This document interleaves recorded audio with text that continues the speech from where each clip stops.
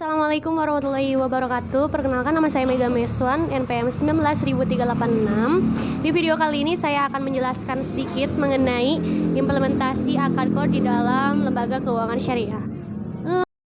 Ke dalam pembahasan yang pertama, yaitu tentang pengertian akad qard. Yang pertama, secara etimologi, qard berarti al-qadhu atau suatu potongan harta yang dibayarkan kepada muqtarid yang diajak akad qard, yang dinamakan qarid sebab merupakan potongan dari harta muqrid atau orang yang membayar. Adapun pengertian akad qard menurut para ahli, yang pertama adalah menurut ulama Hanafiyah menjelaskan bahwa qard adalah sesuatu yang diberikan sesuatu dari harta mitsli yang memiliki kesamaan untuk memenuhi kebutuhannya. Dan yang kedua ada menurut Rahmat Syafi'i menjelaskan bahwa qard adalah akad tertentu dengan membayarkan harta mitsli kepada orang lain supaya membayar harta yang sama kepadanya.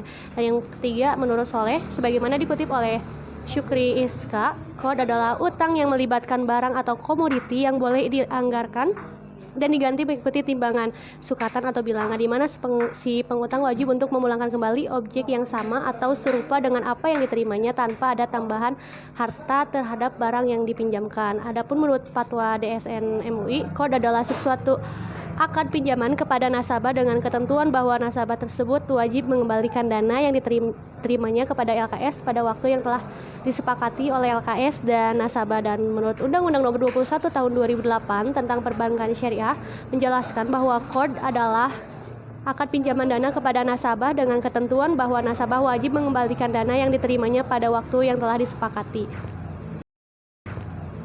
Dasar hukum ada di dalam Quran Surat Al-Baqarah ayat 280. Ada juga hadis Nabi Muhammad SAW yang menjelaskan bahwa penundaan pembayaran yang dilakukan oleh orang yang mampu adalah suatu kezaliman. Ada hadis Nabi Muhammad SAW, penundaan pembayaran yang dilakukan oleh orang mampu menghalalkan harga diri dan memberikan sanksi kepadanya. Rukun qard yang pertama adalah ada muqrid atau orang yang mempunyai barang-barang untuk diutangkan, dan yang kedua ada mustarid, orang yang mempunyai utang, yang ketiga ada muqtarad, objek yang berutang, dan yang terakhir ada sihhat akad atau ijab qabul. Syarat qard yang pertama ada syarat akidoin, ada ahliyatu at-tabaru, dan yang kedua ada tanpa ada paksaan, bahwa muqrid dalam memberikan hutangnya tidak dalam tekanan dan paksaan orang lain. Demikian juga sebaliknya, keduanya melakukan secara sukarela. Syarat muqtarid ada barang yang menjadi objek qard adalah barang yang bermanfaat dan dapat dipergunakan. Barang yang tidak berguna secara syar'i tidak bisa ditransaksikan. Dan yang terakhir ada syarat sihhat ijab qabul, menunjukkan kesepakatan kedua belah pihak, dan qard tidak boleh mendatangkan manfaat bagi muqrid. Manfaat qard dalam praktik perbankan syariah, yang pertama adalah memungkinkan nasabah yang sedang memiliki kesulitan mendesak untuk mendapatkan suatu talangan jangka pendek. Dan yang kedua ada al-qard al-hasan, juga merupakan salah satu ciri pembeda antara bank syariah dengan bank konvensional yang di dalamnya terkandung misi sosial di samping misi komersial. Adanya misi sosial kemasyarakatan ini akan meningkatkan citra baik dan akan meningkatkan loyalitas masyarakat terhadap bank syariah. Ketentuan qard, yang pertama ada ketentuan umum al-qard, yang kedua ada sanksi, dan yang ketiga ada sumber dana. Yang pertama ada ketentuan umum. Al-qard adalah pinjaman yang diberikan kepada nasabah yang memerlukan. Yang kedua ada nasabah al-qard wajib mengembalikan jumlah pokok yang diterima pada waktu yang telah disepakati bersama. Yang ketiga, biaya administrasi dibebankan kepada nasabah. Yang keempat, LKS dapat meminta jaminan kepada nasabah bila mana dipandang perlu. Yang kelima, nasabah al-qard dapat memberikan tambahan sumbangan dengan sukarela kepada LKS selama tidak diperjanjikan dalam akad. Dan yang terakhir, jika nasabah tidak akan mengembalikan sebagian atau seluruh kewajibannya pada saat yang telah disepakati dan LKS memastikan ketidakmampuannya. Yang kedua, sanksinya di dalam hal ini tidak menunjukkan keinginan untuk mengembalikan sebagian atau seluruh kewajiban, dan bukan karena ketidakmampuannya LKS dapat menjatuhkan sanksi kepada nasabah. Sanksinya dapat berupa tidak terbatas kepada penjualan barang jaminan, dan jika barang jaminan tidak mencukupi, nasabah tetap harus memenuhi kewajibannya secara penuh. Baik, yang selanjutnya mengenai sumber dana lembaga keuangan syariah, bagian modal lembaga keuangan syariah, dan B, keuntungan lembaga keuangan syariah yang sisihkan, dan yang ketiga ada lembaga lain atau individu yang mempercayakan penyaluran infaknya kepada lembaga keuangan syariah. Jadi jika salah satu pihak tidak menunaikan kewajibannya atau jika terjadi perselisihan di antara para pihak, maka penyelesaiannya dilakukan melalui badan arbitrasi syariah setelah tidak tercapai kesepakatan melalui musyawarah, dan fatwa ini berlaku sejak tanggal ditetapkan dengan ketentuan jika di kemudian hari ternyata terdapat kekeliruan akan diubah dan disempurnakan sebagaimana mestinya. Baik, langsung saja ke dalam pembahasan implementasi akad kod dalam lembaga keuangan syariah. Yang pertama adalah sebagai produk pelengkap kepada nasabah yang telah terbukti loyalitas dan bonafitasnya yang membutuhkan dana talangan segera untuk masa yang relatif pendek. Nasabah tersebut akan mengembalikan secepatnya sejumlah uang yang dipinjamnya itu. Sebagai fasilitas nasabah yang memerlukan dana cepat, sedangkan ia tidak bisa menarik dananya karena misalnya tersimpan dalam bentuk deposito. Dan yang terakhir adalah sebagai produk untuk menyumbang usaha yang sangat kecil atau membantu sektor sosial. Baik, bisa dilihat gambarnya. Jadi satu-satunya akad yang berbentuk pinjaman yang diterapkan dalam perbankan syariah adalah kod dan turunannya Qardul Hasan. Jadi karena bunganya dilarang dalam Islam, maka pinjaman kod maupun Qardul Hasan ini merupakan pinjaman tanpa bunga. Lebih khusus lagi, pinjaman Qardul Hasan ini merupakan pinjaman kebajikan yang tidak bersifat komersial sehingga disebut akad ta'awuni atau akad saling tolong-menolongnya. Bisa dilihat dari skema ini, dapat digambarkan bahwa lembaga keuangan syariah ini hanya sebagai wadah dalam menyalurkan dana umat, baik berupa zakat, infak, dan sodako dalam bentuk kod, yakni pinjaman tanpa adanya keuntungan. LKS ini memberikan penilaian yang berhak memperoleh pinjaman kod, dan lembaga keuangan syariah ini tidak boleh menarik keuntungan yang diperjanjikan dalam kod.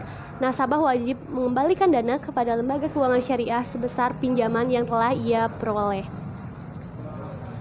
Selanjutnya, dalam operasionalnya, perbankan syariah harus selalu dalam koridor-koridor prinsip-prinsip sebagai berikut. Ada empat prinsipnya. Yang pertama ada prinsip keadilan, di mana berbagai keuntungan atas dasar penjualan real sesuai kontribusi dan resiko masing-masing pihak.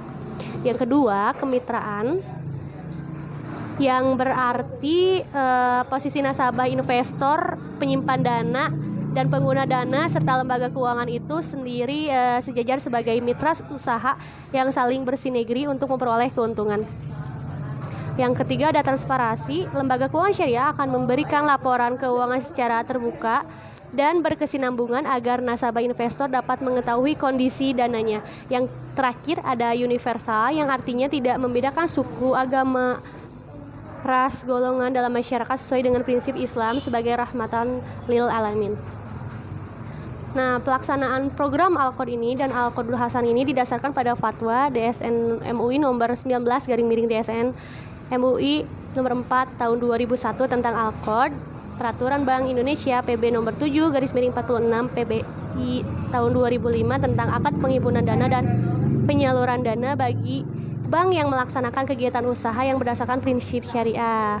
Jadi pinjaman kebaikan Al-Qod ini digunakan untuk membantu keuangan nasabah secara cepat dan berjangka pendek ya. Jadi produk ini digunakan untuk membantu usaha kecil dan keperluan sosial.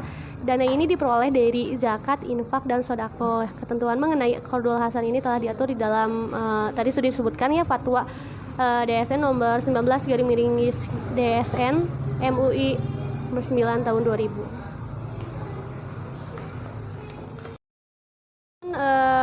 Implementasi lainnya, implementasi akad kod yang ada di dalam lembaga keuangan syariah ini ada. Yang pertama kan tadi sudah dijelaskannya, penyaluran dan zakatnya bersifat produktif. Jadi dananya itu bergulir yang diperuntukkan sesuai syariat, yaitu diberikan kepada 8 hasnaf gitu. Yang kedua ada pembiayaan pengurusan haji berdasarkan fatwa DSN nomor 29 DSN MUI nomor 4 tahun 2002 tentang pembiayaan pengurusan haji lembaga keuangan syariah. Yang ketiga ada anjak piutang. Yang keempat ada letter of credit. Yang selanjutnya ada sebagai fasilitas yang memerlukan dana cepat, sedangkan ia tidak bisa menarik dananya karena misalnya pengusaha tersimpan dalam bentuk deposito. Dan yang selanjutnya ada sebagai pinjaman kepada pengusaha kecil, di mana menurut perhitungan bank akan memberatkan si pengusaha bila diberikan pembiayaan dengan skema jual beli, ijarah, dan bagi hasil. Dan yang terakhir sebagai produk untuk menyumbang ke sektor kecil atau membantu sektor sosial. Lembaga keuangan syariah itu juga ada ketentuannya ya dalam pembiayaan haji, dan dalam pengurusannya itu haji bagi nasabah LKS ini dapat memperoleh imbalan jasa atau ujroh dengan menggunakan prinsip ijaroh sesuai fatwa DSN MUI. Yang kedua, apabila diperlukan, LKS dapat membantu menalangi pembayaran BPIH nasabah dengan menggunakan prinsip Al-Qor sesuai dengan fatwa tersebut.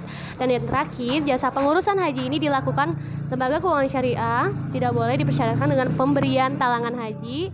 Besar imbalan jasa al-ijarah tidak boleh didasarkan pada jumlah talangan Al-Qor yang diberikan lembaga keuangan syariah kepada nasabah.